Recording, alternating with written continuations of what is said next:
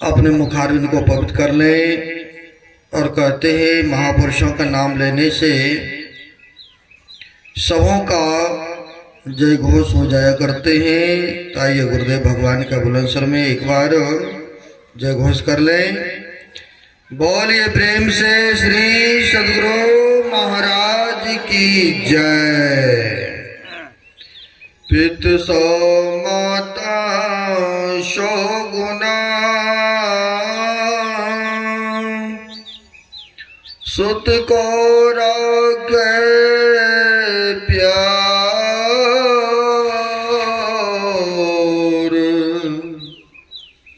मन से ती सेवन करे तन सदा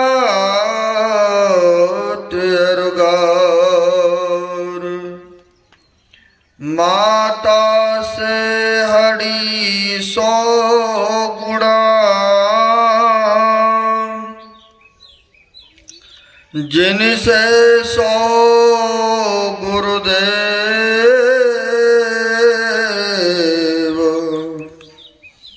प्यार करे अवगुण हरे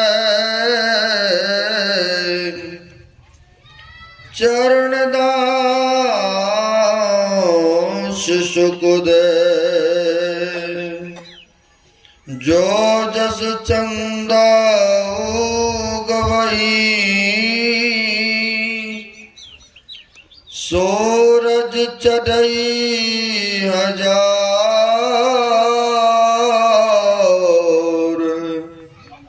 हे तो चानंद हो दिया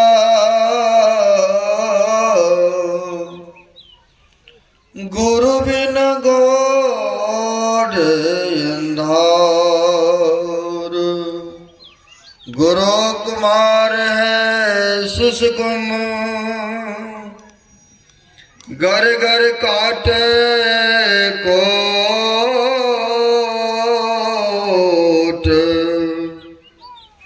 अंदर हाथ सहार देत बाहर मारत चोट। प्रातः स्मरणीय श्री भूषित परमाराध्य संत सद्गुरु महाराज के पाद पद्मों में असंख्य असंख्य बार नमन है। तीर्थों को भी पावन करने वाले मंचस्थ पूज्य साधु चरणन आए हुए सदगुरु के सद भक्तगण सबों को नमन है। बड़े खुशी हर्ष की बात है श्रद्धे यह टुनटुन बाबू सब परिवार यह संतम सत्संग का आयोजन अपने निवास स्थान पर रखे हैं, करा रहे हैं सलंता के साथ। बड़े ही पुण्य का अर्जन कर रहे हैं।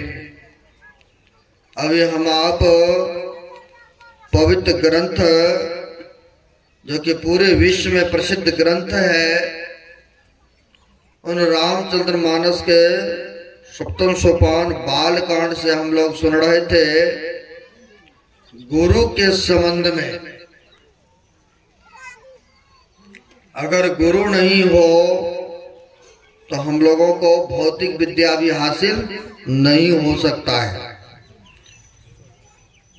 तो इसलिए कहते हैं तीन लोग नौखंड में गुरुते बड़ा न को अकर्ता करे न कर सके गुरु करे सो हो। कहते हैं ब्रह्मा सब देवी देवताओं में सबसे श्रेष्ठ ब्रह्मा विष्णु महेश हैं।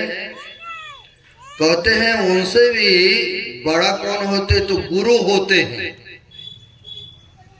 अब क्यों कहा बड़ा है, सबसे श्रेष्ठ पदवी क्यों दिया गया? इसलिए दिया गया अगर गुरु नहीं होते तो गोविंद को बताने वाला कोई नहीं होते। इसलिए कहा है गुरु गोविंद दो खरे काको लागू पांव। अब बलिहारी गुरु आपने जिन गोविंद दियो बताए। अगर गुरु नहीं होते तो वह गोविंद व परमात्मा को बताने वाला कोई नहीं होते। तो कहते हैं एक ही बार गुरु भी आ गए और उसी समय परमात्मा भी आ गए, तो पहले किसको नमन करना चाहिए? तो कहते हैं पहले हम गुरु का अर्चना वंदना करेंगे, पूजन करेंगे, तब जाकर के गोविंद का। क्यों? तो बलिहारी गुरु आपने जिन गोविंद दियो बताए, यानी गुरु आया तब ना गोविंद को बताने वाला हुआ। इसलिए मैं पहले पूजा गुरुदेव का ही करूंगा। इसलिए कहते हैं गुरु सर्वोपरि होते, सबसे उत्तम, सबसे श्रेष्ठ, लेकिन विश्वास नहीं होते हैं। यानी व्यक्ति को विश्वास नहीं होते हैं। रामायण को पढ़ेंगे, उनमें भी आया है, बिन गुरु भव निधि तरे न कोई, अजौ बिरंच शंकर सम होई। कहते बिना गुरु के या भवसागर से कोई तर नहीं सकते हैं। जैसे कोई नदी या गंगा जी को पार करना चाहते हैं, अगर खेवने वाला नहीं हो नाव को, जिसको कहते मल्लाह, नहीं हो बैठ जाएंगे तो संभव नहीं है कि आप अपने से उस पार चले जाएंगे, क्योंकि आपको वह कला नहीं है, पता है। तो इसलिए कहते हैं बिन गुरु भव निधि तरे न कोई। बिना गुरु से यह संसार की नदी गंगा को भी पार नहीं कर सकते हैं। तो वह भवसागर को कैसे पार करेंगे?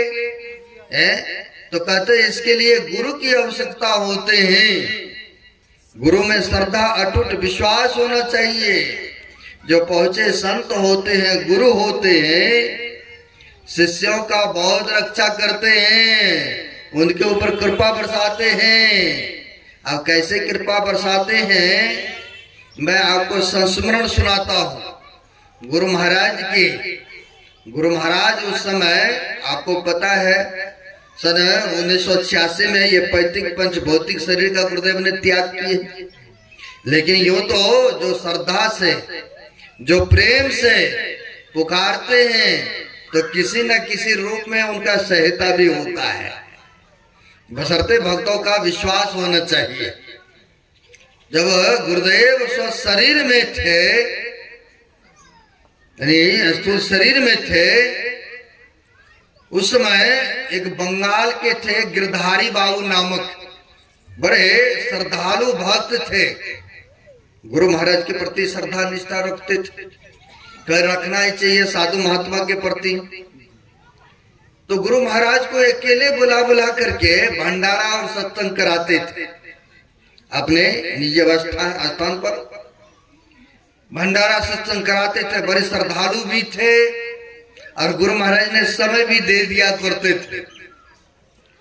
कई वर्ष तक उन्होंने सेवा किए थे गुरु महाराज के। गृहस्थी जीवन था। हुआ क्या, उनकी जो पुत्री था, समय पा करके विवाह हुआ।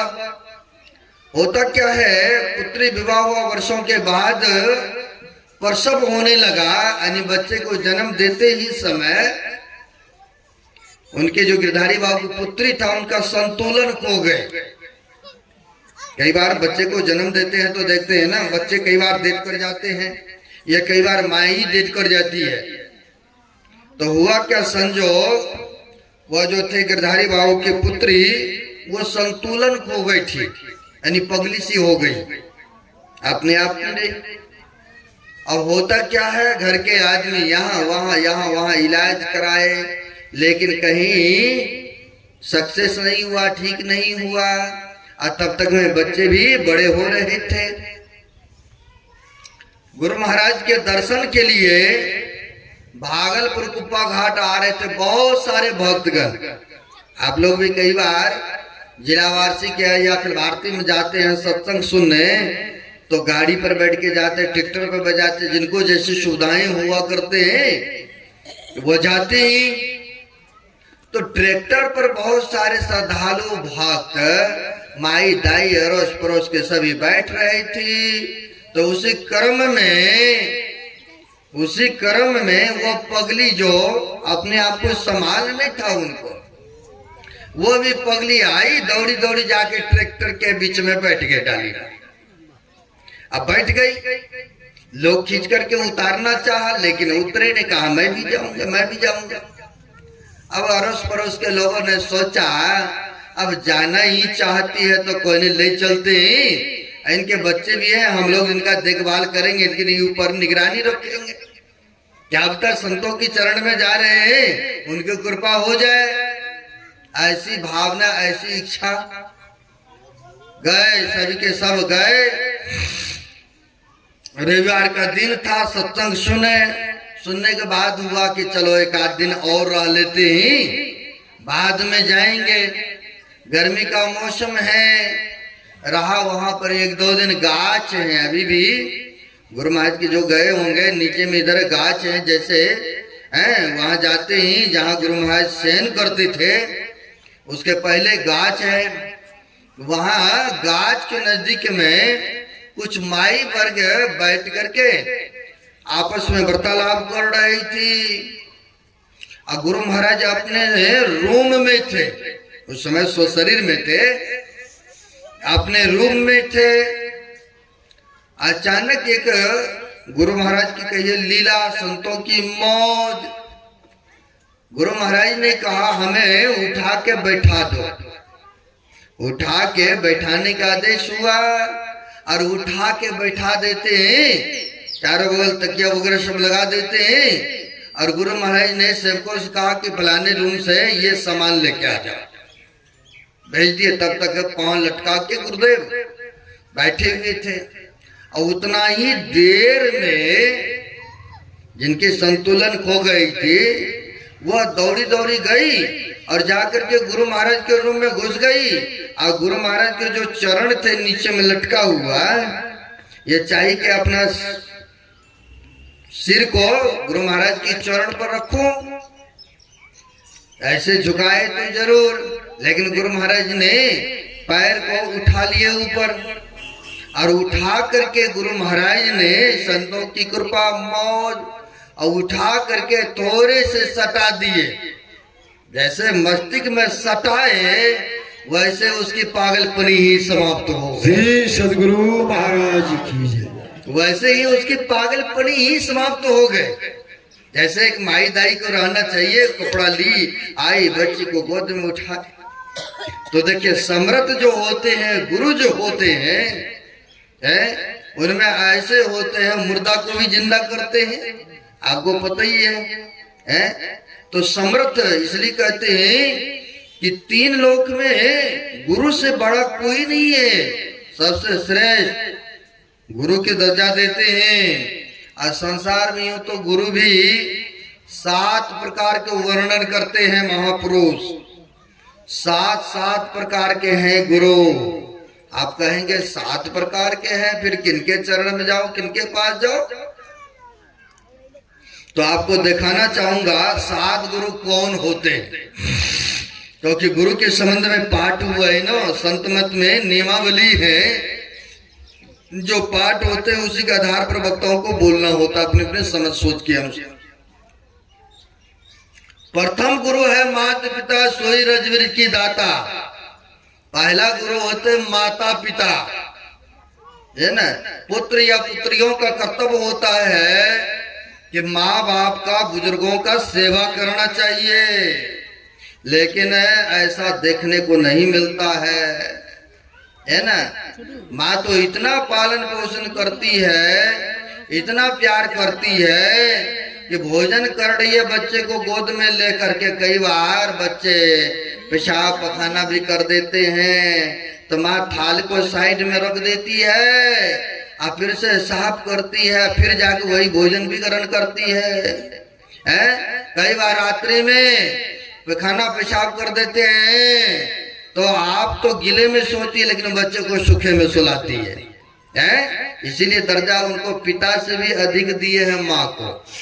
कहा पितसो माता 100 गुना, पिता से भी अधिक दर्जा माँ का दिया। क्यों? क्योंकि माँ को प्यारे होते बाप को गोद में दे दिया जाए, एक आध बार अगर पखाना पेशाब कर दे तो इसको पटक देते हैं साइड में, लो मैं नहीं लेना, दोबारा जल्दी गोद में भी लेना नहीं चाहते हैं, ऐसा देखने को मिलता है। लेकिन माँ तो माँ होती है। बड़ी एक दर्दनाक कहानी है, सुनेंगे तो आपकी आंखों से आंसू निकल आएंगे। माँ की कितनी बड़ी कृपा होते हैं शिष्य के ऊपर, अपने पुत्रों के ऊपर। एक घटना है, एक ब्राह्मण थे, ब्राह्मण गरीब ब्राह्मण थे बेचारा, अपना मेहनत मजदूरी करके किसी तरह से अपना जीविका चलाते थे।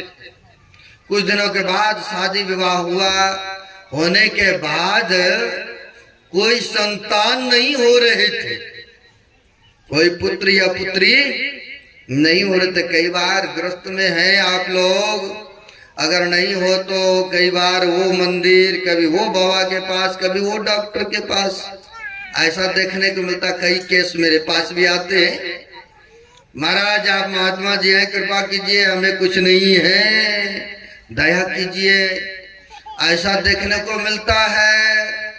कोई संतान नहीं हो रही थी उस गरीब ब्राह्मणों को, बेचारा बड़ी परेशान थे। लोग बहुत यहाँ वहां दवाई दारू या मंदिर में जाते रहे। समय पाकर के बहुत वर्षों के बाद एक पुत्र की जन्म हुआ, और वो भी हॉस्पिटल में जाकर के जन्म होते हैं। जन्म हुआ, जन्म होते सार देखते हैं तो देखते हैं कि एक ही आंख है, एक आंख तो है ही नहीं, एक आंख है। डॉक्टरों ने कहा अभी ताजा है, ऐसे करो, पिता से कहते हैं डॉक्टर ऐसे करो, तुमसे में से एक अपना आंख दे दोगे ना तो मैं ऑपरेशन करके इसे मैं सुंदर बना सकता हूँ, दोनों आंख में ज्योति प्रकाश हो जाएंगे, देखेंगे। आपके तो पुत्र है ना, ऐसा डॉक्टर ने सलाह दिए। पिता कहते हमें कोई जरूरत नहीं है, इसके चलते मैं काना हो जाऊं क्या? कहा मैं नहीं दे सकता हूँ। अब लो जी, पिता ने कहा मैं नहीं दे सकता हूँ। नहीं दिया। आप जानते होंगे जो गुरु जी के चरण में जाते थे एक सेवक बराबर, माँ बाप ने देखा कहीं बेटा मेरा कहीं साधु न बन जाए, साधु के पास जाते आते रहते हैं, है ना। सोचा इनका विवाह कर देते, माया के जाल में डाल देते हैं, फिर साधु महात्मा के चरण में नहीं जाएंगे। अब लो, माँ बाप को यह भय है, डर है कि मेरा बेटा कहीं साधु फकीर न बन जाए, कहीं चोर बन गया, शराबी बन गया है तो वो ठीक है, लेकिन साधु कहीं न बन जाए, इसके लिए बड़ी चिंता होते हैं माँ बाप को। उनको माया के जाल में डाल दिए। और जब डाल दिए, पहले तो डेली जाना जाना करते थे, अब कहाँ 15 दिन, महीना दिन में एक दिन। तो गुरुजी ने पूछा क्या बात है बेटा, आजकल तुम आते नहीं हो? कहा गुरुजी मेरी विवाह हो गए, मेरे माँ बाप, मेरी पत्नी बड़ी मानती है, इसलिए मैं आना इधर, क्या सोचे अब कम कर दिया। बोला अच्छा बहुत मानते? कहा हाँ गुरुदेव। कहा तुमको जब हमने मंत्र दिया हो तुम ऐसे करना, तुम देखना चाहते हो ये दुनिया जो है बड़ी स्वार्थ के पीछे है भाई, क्योंकि महापुरुषों ने कहा है स्वार्थ लागी करी प्रीति, और जगत की है यही रीति। कहा तुम देखना चाहते हो? कहा गुरुदेव ऐसा कुछ नहीं है, वो तो बहुत प्यार करते हैं हमसे, बहुत प्रेम। कहा अच्छा ठीक है, देखना चाहते हो तो देखना, तुम जो हमने मंत्र दिया हो उसे तुम घर में जा करके जप करना और प्राण के स्पंदन की प्रक्रिया करना, ये सांसें रुक जाएगा, लेकिन तुम जानोगे सब।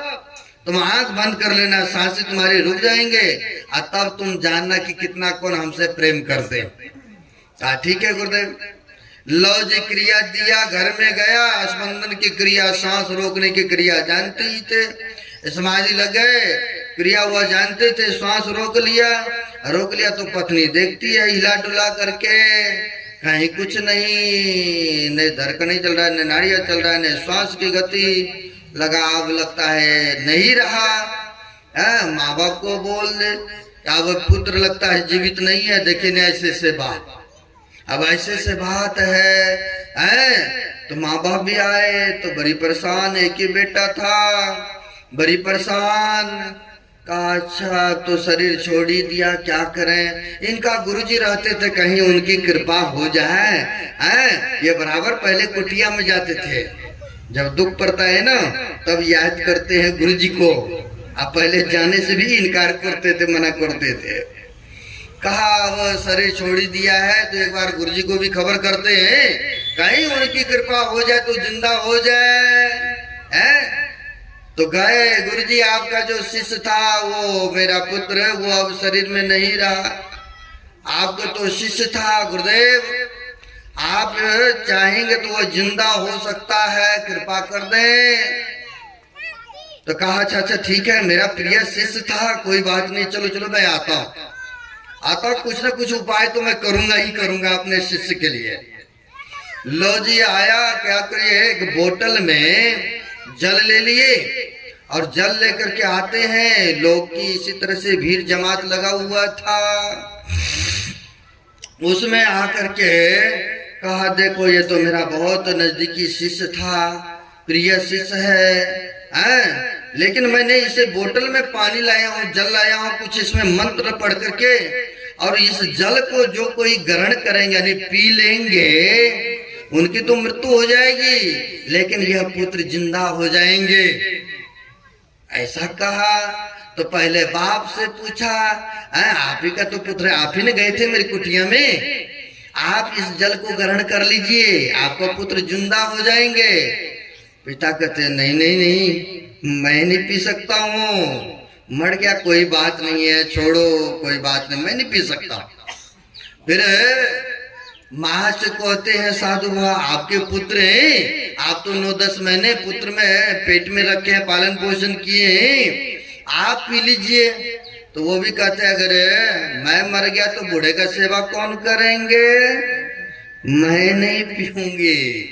लो इनकार वहां पर हो गए हैं।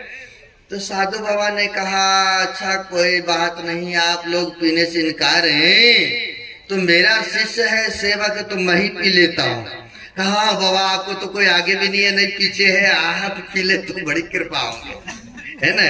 आपको तो कोई आगे पीछे है ही नहीं है, आपका तो कोई है ही नहीं ना, बड़ी आपका गुणगान करेंगे गुरुदेव, आप जिंदा कर दीजिए, बेशक आपका शरीर छूट जाए कोई बात नहीं है ना।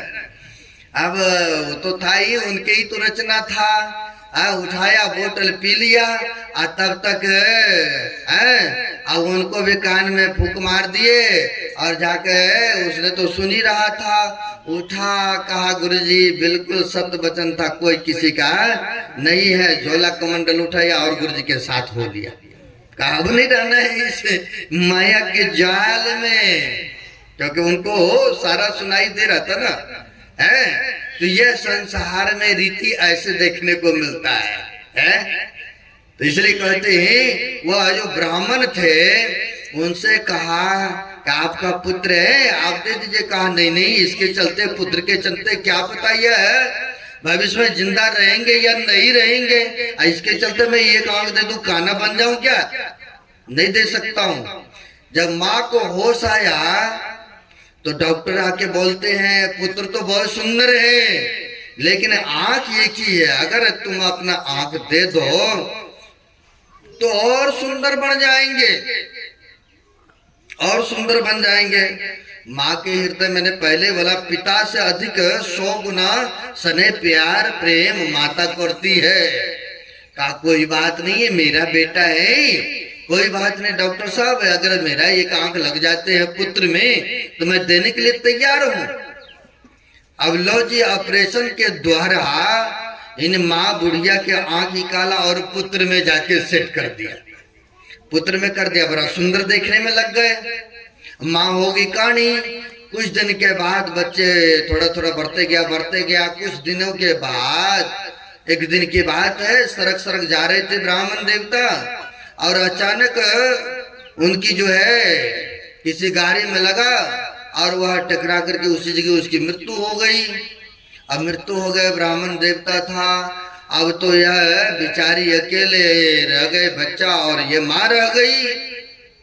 अब रह गए तो माँ दूसरे के घरों में जा जाके चुक्का चूल्हा करना, झाड़ू पोछा लगाना, मेहनत मजदूरी करके बच्चे को सोचा बच्चे के सहारा जी लूंगी है। माँ ने ऐसा सोची, अब मेहनत मजदूरी करती है, बच्चे को गांव के स्कूल में ही लगा दिए पढ़ने के लिए। सोचती है कि इनको पढ़ा लिखा करके बढ़िया योग्य बनाएंगे, कलेक्टर मिनिस्टर बनाएंगे, इन्हीं के सहारा मैं जी भी लूंगी। माँ की ऐसी सोच, बच्चे के गांव के स्कूल में दिया। पढ़ने में बच्चा भी बड़ी तेज था। गांव के स्कूल में दिया पढ़ाई के लिए। बच्चे को है स्कूल तक छोड़ आना, माँ बच्चे को समय पर ले आना, छोड़ आना, ले आना। तो बच्चे विद्यार्थी लोग देखते थे, आपस में एक दिन खेलते खेलते बच्चे लोग कहते हैं इनसे कि तुम तो काने माँ के बेटा हो, काने माँ के बेटा हो। अब बच्चे बच्चे में न जाने कहे इस तरह से तरह तरह की बातें हुआ करते हैं। अब इनको बड़ा बुरा लगा, मेरी माँ कानी है, तब तो ये लोग कह रहे हैं ना कल से हम माँ को आना ही बंद कर देंगे, स्कूल नहीं आएंगे लेने या नहीं छोड़ने जाएंगे। जाके कहते हैं माँ कल से स्कूल नहीं आओगे, नहीं छोड़ने जाओगे, नहीं लेने आओगे, मैं अपने चले आना चले जाना है। कहा ठीक है बेटा, तुम्हें जिसमें खुशी है वही करेंगे। कारण नहीं पूछा, आखिर ऐसा क्यों कर रहे हैं। माँ ने कहा जिसमें मेरे पुत्र की खुशी है वही करूंगी। कहा ठीक है बेटा, साइड साइड जाना, साइड साइड आना। माँ को देखिए प्यार प्रेम लो जी। अब बच्चा पढ़ने में तेज तो था ही, जहाँ तक पढ़ाई लिखाई हुआ गांव के स्कूलों में पढ़े लिखे। उसके बाद माँ ने भेज दिया किसी शहर में, किसी बड़े शहर में। आप लोग भी भेजते हैं बच्चा को पढ़ने के लिए बाहर, और महीने महीने मंथली भी भेजते, रुपया भी देते हैं रुपया देते हैं इसलिए कि पढ़ेंगे लिखेंगे कुछ योग्य बनेंगे। अब माँ और मेहनत करती है, महीने महीने रुपया भेजती रही बच्चा भी बलता पड़ता गया, बढ़ता गया। पढ़ने में तो तेज था ही। समय पा करके वह लड़का कलेक्टर की पदवी को हासिल कर ली है। पढ़ लिख करके कलेक्टर बन गए। अब कलेक्टर बन गए, चिट्ठी लिखते थे। 5 से पहले जमाने में चिट्ठी चलते थे ना, चिट्ठी भेजते, माँ तुम्हारे आशीर्वाद से मैं कलेक्टर की पदवी को हासिल कर लिया हूँ। माँ तो बड़ी खुश हुआ कि मेरा बेटा बन गया, अब गरीबी मेरी समाप्त हो गए। कहा बेटा एक बार आ जाओ घर गाँव। कहा कोई बात नहीं माँ, कुछ दिन के बाद मैं आऊंगा, अभी रहने दो हमें। कहा ठीक है पुत्र। अब रुपया आ रहा है, शहर में ही मकान ले लिए बढ़िया सा है। समय पा करके उसी शहर में उसने विवाह भी रचा लिया। ऐसा भी देखने को मिलता है, पढ़ने के लिए भेजते हैं उधर ही अपना संसार रचा लेते हैं, ऐसा भी देखने सुनने को मिलता है। अब उधर ही हो गए शादी विवाह। चिट्ठी फिर से लिखते हैं, माँ मैंने शादी कर लिया। अब शादी कर लिया। माँ सोचती है मैंने बचपन से पाल पोस के बड़ा किया था, मन में इच्छा था कि गांव में करेंगे अपने अनुसार हैं। फिर भी माँ के हृदय तो माँ के हृदय हुआ करते हैं। कहा बेटा कोई बात नहीं, शादी कर लिया है तो बहू को लेके आ जाओ एक बार गांव में। अब यह बेटा कहते हैं कोई बात नहीं माँ, समय आएगा तो ले आएंगे। इसको यह हो रहा था कि हम तो वहाँ टूटे हुए घर में रहते हैं, मेरे माँ को एक ही आंख है, ये शहर के बड़े घर की लड़कियां हैं, इनको लेके जाएंगे तो फिर क्या, ये बड़ी उनको हो रहा था अंदर से ये ठीक नहीं है। ऐसा उनकी सोच है। शहर में ही रहना प्रारंभ किए। कुछ वर्षों के बाद चिट्ठी लेकर भेजते हैं कि माँ तुम दादी बन गई हो, पोता का जन्म हुआ है तो दादी बन गई हो। चिट्ठी भेजते थे, दोनों तरफ के पता रहते थे ना हैं। अब बूढ़ी माँ से रह नहीं हुआ, चिट्ठी लिया और चल दिया उस शहर में। चल देती है, बस में उतरा, रिक्शा किया और उस पते पर वहां तक पहुंचा तो गेटमैन था, बड़े आदमी हो चुके थे ना, गेटमैन था। अब अंदर जाने लगी तो गेटमैन रोकते हैं, कौन है, कहाँ से है, क्योंकि पुराने फटे कपड़े थे ना। कहा वो कलेक्टर के पदवी पर है, कहा कलेक्टर साहब का घर यही है ना, कहा हाँ है तो यही, पर आप अंदर जा रही है, कहा वो मेरा बेटा है, पुत्र है। गेटमैन को विश्वास नहीं हो रहा है कि ये फटे पुराने में कहा वो पैसे वाले इतने सुंदर हैं। फिर भी मन में हुआ, कहा कोई बात नहीं है, एक बार जाने देते, हो सकता कोई सगे संबंधी हो। कई बार आप लोग भी कई बड़े घर में जाते हैं ना, तो गेटमैन पहले परिचय लेता है, पूछता है क्या संबंधी है, कहाँ जाना, किस लिए जाना है। अब गए, कहा अच्छा छोड़ देते, एक बार जाने देते हैं, हो सकता है इनका कोई सगे संबंधी हो। गए तो देखते हैं पलंग पर बच्चे को झूला में झूल रहा था। सोचा बेटा बहू से बाद में मिलेंगे, पहले छोटा बच्चा तो सबको प्यारे हो दे ना। गए और झूला से बच्चे को गोद में उठाना चाहिए, और उधर से बहू आगे कभी देखे नहीं थे, नहीं उसके बारे में कभी बेटा बताए थे, कैसे से मेरी माँ है। अब जैसे झूले पर से बूढ़ी माँ ने बच्चा को उठाना चाहा, उधर से बहू आ गई। अब बहू जब आ गई तो छींटती है बच्चा, कहा ये चुड़ैल कहाँ से आ गई है, चुड़ैल ये कहाँ से आ गए, देखो बच्चे को उठा करके भागने की कोशिश कर रही है। और उतने ही देर में उनका बेटा भी आ गया, बेटा खड़े हैं, बेटा कुछ भी नहीं बोल रहे हैं। माँ कहती है पुत्र इनको समझाओ, तू मेरा बेटा हो ना, है इनको बताओ, तुम ही तो मेरा बेटा, तुम्हारा माँ हूं मैं। अब उसके सामने में फटे पुराने कपड़े हैं, कैसे कहते कि ये मेरा माँ है, कुछ नहीं, अब कुछ नहीं बोल रहे, ऐसे भी बेटा है, कुछ नहीं बोल रहे हैं वहां पर। अब कैसे उसके सामने, बड़े घर की बेटी है, मेरी जीवन साथी है, इनके सामने मैं कह दूं तो ये कहेंगे ये कान्ही माँ के बेटा, ये गरीब घर का बेटा है। इसीलिए वो परिचय देने से इनकार, परिचय देने से इनकार। अब बूढ़ी माई करे बेटा एक बार भी कहो इसको, तुम्हारी माँ हो, कुछ नहीं बोल रहे हैं वहां पर। जब कुछ नहीं बोले तो फिर वहां से बेचारी खड़ी रहती, कब तक खड़ी रहती, कोई पूछने, कोई गिलास पानी नहीं, बैठना नहीं। बेचारी नीचे उतरती है और जाने लगी तो गेटमैन के पास में वो कहती है एक चिट्ठी, एक पत्र लिखोगे? कहा माँ कुछ लिखाना चाहते तो लिखा लो। कहा देखो रात्रि हो रहा है, शाम के टाइम आया हूँ बहुत दूर से, रात में कहीं टूटी हुई घर में ही रहने के लिए दे दो, यही बड़ा तो घर है। कहा कोई बात नहीं, रह लो, रात बीच की बात है, रह लो। बूढ़ी माई चिट्ठी लिखाती है गेटमैन से कि बेटा आज तुम चिन्हने से इनकार कर रहे हो, तुमने कभी जानने की कोशिश किया कि ये आँख क्यों है?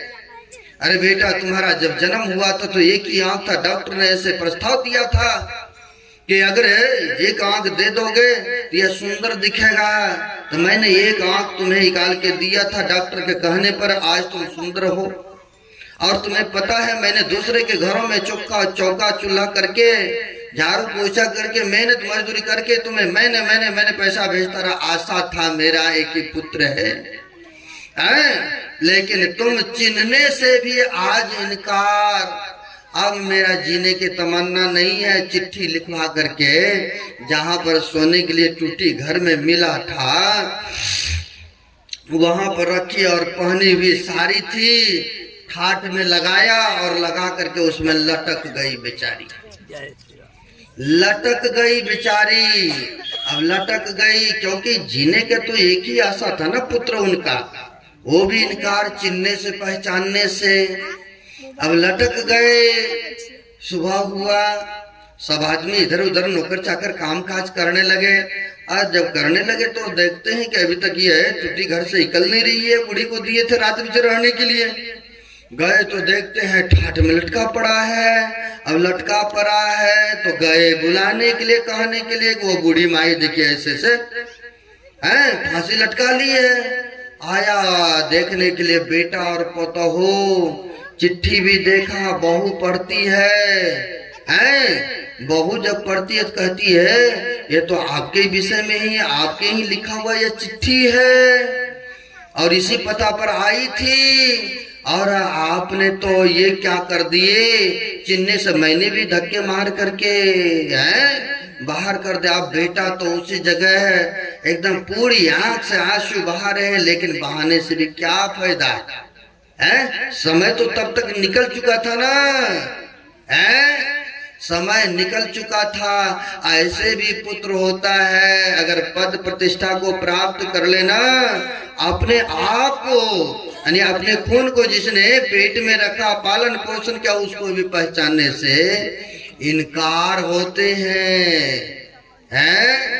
तो इसलिए कहते हैं पुत्र या पुत्रियों का कर्तव्य होता माँ बाप का हृदय से सेवा करना चाहिए, क्योंकि पहला गुरु वो होते हैं।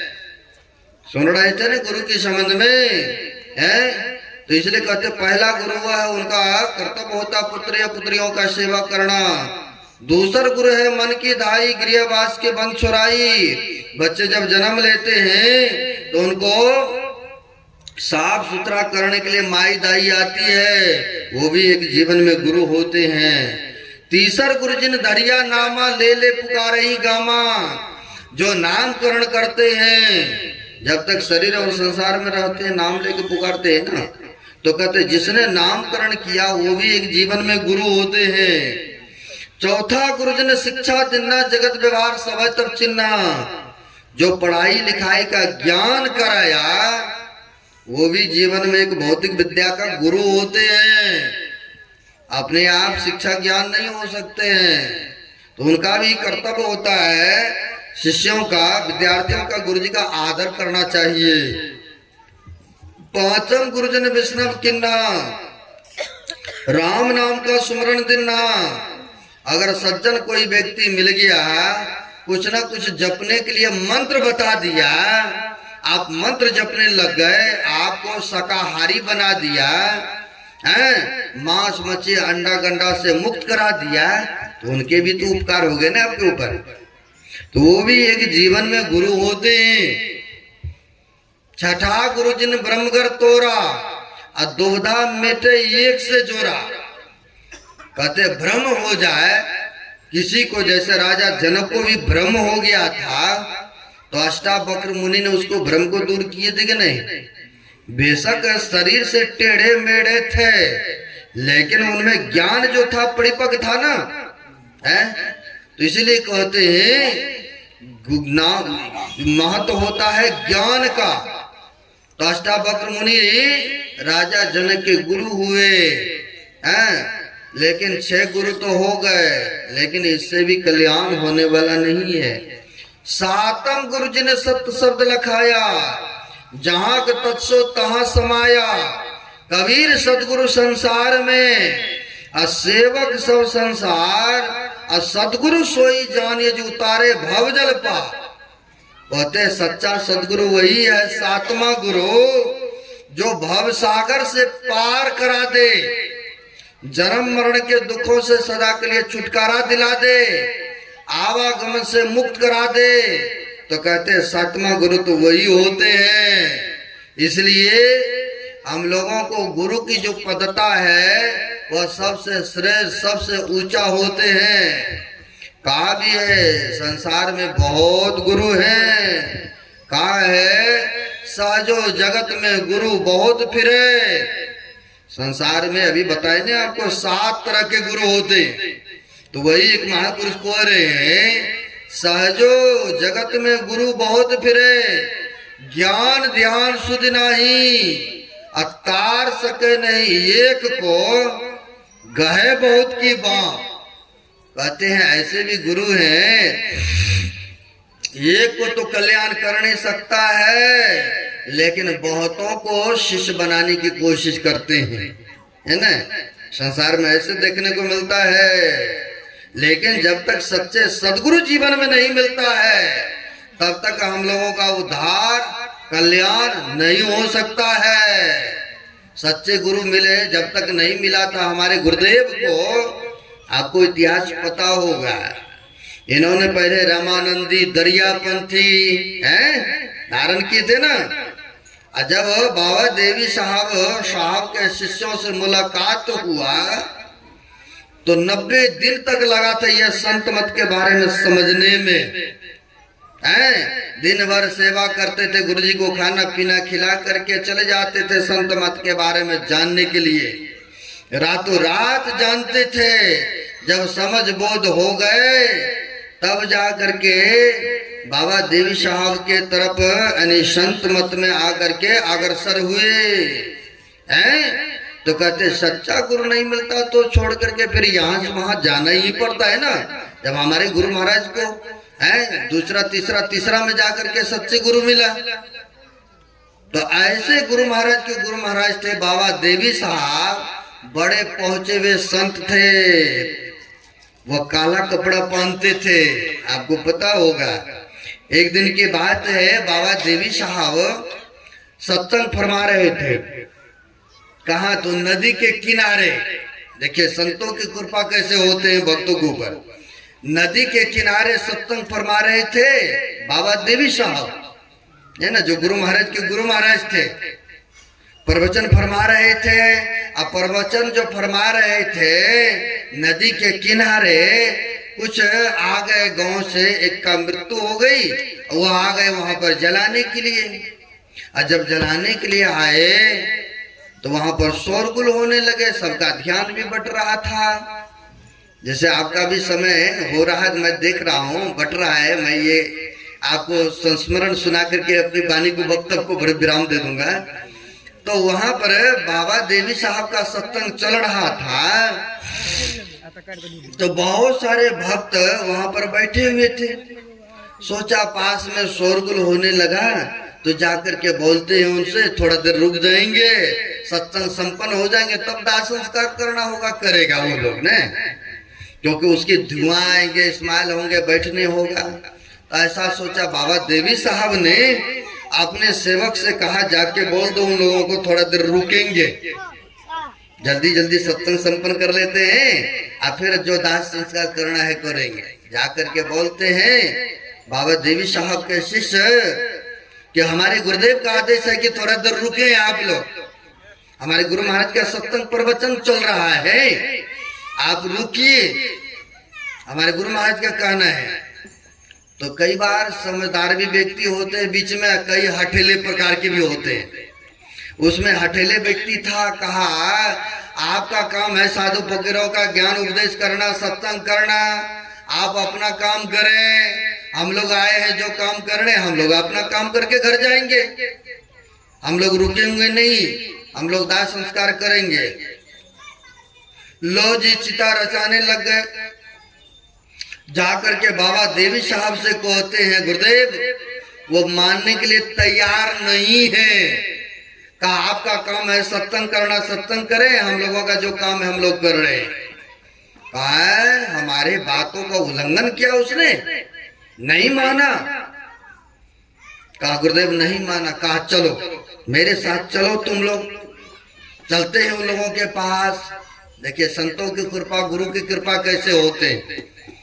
बाबा देवी साहब लाठी लिया और काला कपड़ा पहनते ही थे, कपड़ा लाठी लेकर के और पैदल यात्रा होते हुए चले जहां पर के चिता रचा रहे थे। अब अग्निदान करते तो अब करते गए, जाकर के गए, वहां पर गए तो देखा वो लोगों ने बड़े वेग में आ रहा, क्रोध में आ रहा है, कहीं हो न हो उनके सामने पड़ जाएंगे तो हो सकता है कुछ श्राप दे दे मुझसे।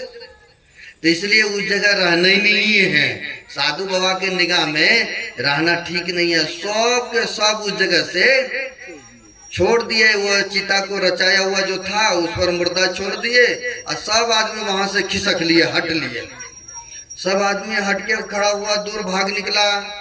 अब बाबा देवी साहब अपने शिष्यों के साथ जो आए थे उस मुर्दे के पास आकर के खड़ा हो गए। और जब खड़ा हो गए, लाठी तो था ही हाथ में, मुर्दे को ऐसे हुड़ा मारते हुए कहा, मेरे डर से सबके सब यहाँ से भाग निकला और तुम अभी तक इसी पर चिता पर सो रहे हो। लाठी लेके हुड़ते हैं, एक बार दो बार तीसरी बार जैसे हुड़ा लगाया और वैसे वो मुर्दा भी उठ पुट करके भाग गए। वो मुर्दा भी जिंदा होकर के भाग गए। इसलिए कहते हैं गुरु जो सच्चे होते हैं ना, मुर्दा को भी जिंदा करते हैं। जोन करे लकीर अशोक करे फकीर। फकीर के पास में ऐसी योग्यता क्षमता होते हैं। तो ऐसे गुरु हम लोगों को मिले हैं, पहुंचे संत मिले हैं। नित्य प्रति ध्यान और सत्संग करते रहेंगे, गुरु के आदेशों का पालन करते रहेंगे तो कहते हैं ये लोक और परलोक दोनों सुखद हो जाएगा, मंगलमय हो जाएगा। त्रेतापों से हम लोग बच जाएंगे। इसलिए गुरु महाराज की विशेष कृपा है, ऐसे सच्चे सदगुरु हम लोगों को मिला है। इनके कथनानुसार हम लोगों को समय निकाल करके ध्यान और सत्संग करते रहना चाहिए। बड़े ही पुण्य का काम किए हैं यह गृहपति ने।